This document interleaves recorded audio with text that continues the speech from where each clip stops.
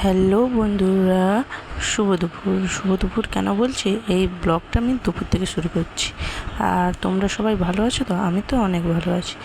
দেখো, আমি এখন বেলের শরবত করে খেয়ে নিচ্ছি। আমার শাশুড়িমা করেছিল, সেটাই আমার ভাগ্নি এনে দিয়েছে, সেটাই খাচ্ছি রান্না করতে করতে।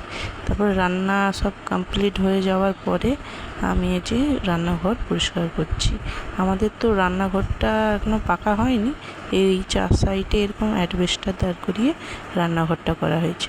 তো সেগুলোই মাটির হোক বা পাকা, পরিষ্কার করে তো রাখতেই হয়। তাই জন্য আমি এই যে পরিষ্কার করতে লেগে গেছি। প্রথমে ঝোলটা ঝেড়ে নিলাম, এরপরে যে মশলার সব কিছু পরিষ্কার করে নিলাম। কত সুন্দর লাগছে না পরিষ্কার দেখতে? ওদের যেমন ভালো লাগে, করতেও সেরকম ভালো লাগে। তারপরে উনুনটা অনেক দিন পড়েছিল, এই জন্য লাতা দিয়ে দিচ্ছি। আমি তো উনুনে খুব কমই রান্না করি, গ্যাসেই রান্না করি, তাই উনুনটাকে বলি একটু করি, লাতা বুলিয়ে নিই, তাই জন্য লাতা বলছি। আর দেখো, লাতা বুলিয়ে কত সুন্দর লাগছে না দেখতে। তারপরে টেবিলটাকে আমি মুছে নিচ্ছি, অনেক দিন হলো মোছা হয় না, এই জন্য মুছে দিচ্ছি। দিয়ে উপরে যেই টেবিলের উপরে পেতে নিচ্ছি, দিয়ে থালা বাসনগুলো রেখে দিচ্ছি। আমরা তো খাই না টেবিলে, কেন আমরা মাটিতে বসেই খাই, এই জন্য টেবিলের উপরে থালা বাসনগুলোই রয়। তারপরে এই যে গ্যাসের ওভেনগুলো মুছে নিয়েছি, ঘষে নিয়েছি, কত সুন্দর লাগছে না। তারপরে এসে খেতে বসে গেছি। সবাই আমরা একসঙ্গেই খাওয়া দাওয়া করি। খাওয়া দাওয়ার শেষে এই যে আর চলে এসেছি পরিষ্কার পরিচ্ছন্ন করতে। তো এই দেয়াল আলমারিটা অনেক দিন পরিষ্কার করা হচ্ছিল না, আয়নাটা, এই জন্য পরিষ্কার করে নিলাম। আর নিচের থাকটা বললাম তাহলে গুছিয়ে নিই। দেখো কত সুন্দর লাগছে। পরিষ্কার পরিচ্ছন্ন থাকলে সবারই দেখতেও ভালো লাগে, আর পরিষ্কার করতেও খুব ভালো লাগে। তো দেখো কি সুন্দর করে পরিষ্কার করে নিয়েছি, খুব ভালো লাগছে দেখতে। তারপরে মেয়ের আলমারিটা অনেক দিন পরিষ্কার করা হচ্ছিল না, তাই জন্য ভাবলাম যে দেয়াল আলমারিটা করছি যখন, তাহলে এগুলোও করা যাক। দিয়ে মেয়ের যে আলমারি পরিষ্কার করছি, আর উপরে আমার বরমশাইয়ের ছবিটাও একটু পরিষ্কার করে নিচ্ছি।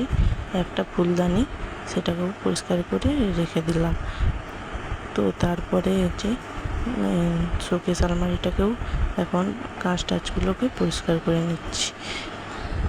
ভালো করে পরিষ্কার করার পরে আমার সাজার জিনিসগুলো অগোছালো হয়েছিল, তো সেগুলোই আমি বসে বসে যে ঠিক করছিলাম, কত জিনিস বাদ দিয়েছি আর কতগুলো সব গুছিয়ে নিয়েছি আর সাজিয়ে আলমারিতে রেখে দিয়েছি। আমার তো ড্রেসিং টেবিল নেই, তবে আলমারিতেই গুছিয়ে রাখি। দিয়ে নোংরাগুলো গুঁড়িয়ে ঘর দর ঝাঁট দিয়ে দিলাম, না ঝাঁট দিলে হয়। তারপরে ঘুমিয়ে গেছিলাম, আর কোনো ভিডিও করিনি। ঘুম থেকে উঠেই যে চোখ মুখ ধুয়ে নিলাম।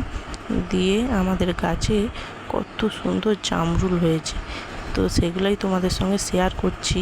কি বড় বড় আর ভালো, এই প্রথম হয়েছে, খুব সুন্দর লাগছে একটা, তাই পেড়ে খাচ্ছিলাম।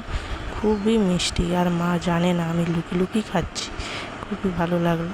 তারপরে আরও হয়েছে আমাদের কাছে, ওই যে পেয়ারা হয়েছে, এখানেও হয়েছে, আর সপেতা কে কে খেয়েছো কমেন্টে জানিও। দেখো ওই দেখো সপেতা কি সুন্দর হয়েছে।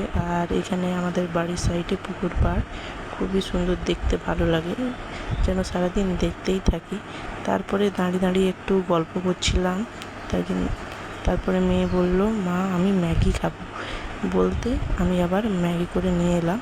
তো মেয়েকে বলছি যে কেমন লেগেছে, খেতে ভালো লেগেছে? সে তখন বললো সুপার। তারপরে আমারও লোভ সামলালো না, আমিও একটু খেয়ে নিলাম। এদিকে পাখিদের আওয়াজটা খুব সুন্দর, ওরা বাসা করছিল, সেটাই আমি তোমাদের দিকে দেখাচ্ছিলাম। তারপরে সন্ধ্যা হয়ে যেতে মেয়েকে গা মুছিয়ে দিচ্ছিলাম, গা হাত মুছিয়ে তারপরে জামাটা পরিয়ে নেব। দিয়ে মেয়ে কীরকম নাচ করছে, ভঙ্গি করছে, আমি ভিডিও করছি তো এই জন্য। তারপরে আমি সন্ধ্যা প্রদীপটা দিয়ে দেব, ওকে বের করিয়ে আমি তারপরে চলে গেলাম সন্ধ্যা প্রদীপটা দেখাতে। তো সন্ধ্যা প্রদীপ দেখিয়ে এসে ওকে আবার পড়তে বসালাম। তো আজকের ভিডিওটা এখান পর্যন্তই। যদি ভালো লেগে থাকে অবশ্যই লাইক, কমেন্ট অ্যান্ড সাবস্ক্রাইব করে দাও। আরও নতুন নতুন ভিডিও আমি দেবো।